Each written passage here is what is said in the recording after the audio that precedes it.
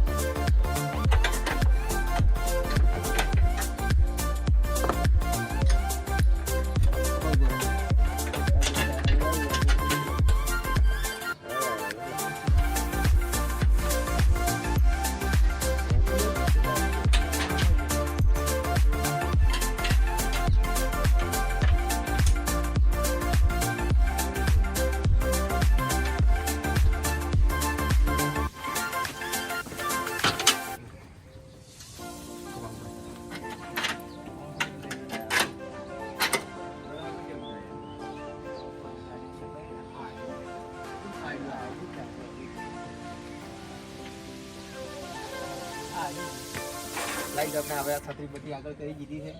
2 bolt ખોલ્યા એટલે છત્રી 2-3 ઇંચ આગળ આવી રહી છે. એટલે હવે પાછળ થોડું ટેન્શન થાય, પાછળ એંગલ અડશે નહીં, એટલા માટે આપણે આ છત્રી ખરીદી છે. ગાઈસ, તમે જોઈ શકો છો કે આપણે કલ્પેશભાઈ ફિટ કર્યા રાશિ બોલ્ટ ખોલીને મોય નાશા રાશિ 4 તમારે પણ છત્રી અડતી હોય તો આવી રીતે છત્રી ખોલીને આગળ લઈ લેવાની.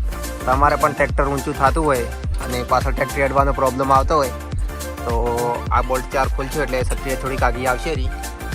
2 બોલ્ટ આટલા છે, 2 બોલ્ટ સામેવાળા છે. આપણે છત્રી આગળ કરી ગયા હતા, તમે જોઈ શકો છો. મળીએ થોડાક હવે આગળ. અમારા કેમેરામેન હતા જલોભાઈ, શેખ નહીં. તો ગાઈઝ, આપણે હવે કલ્પેશભાઈના ટ્રેક્ટરની છત્રી બીજી આગળ કરીને આવી ગયા છે ખેતરમાં. તમે જોઈ શકો છો કે આ બધે આપણે બટાકા જ વાયેલા છે. અને મિત્રો આપણે બટાકાને હવે કેટલા 3 મહિના ને 2 દિવસ થઈ ગયા છે. તમે જોઈ શકો છો કે આપણે મોણ બીજો હવે ફાટી ગયું છે. અને મિત્રો આપણે અહીંયા ખોજીને ચેક કરીશું કે બટાકા કેવા બેઠા છે, કોઈ ખરાબી બીજી છે જ નહીં.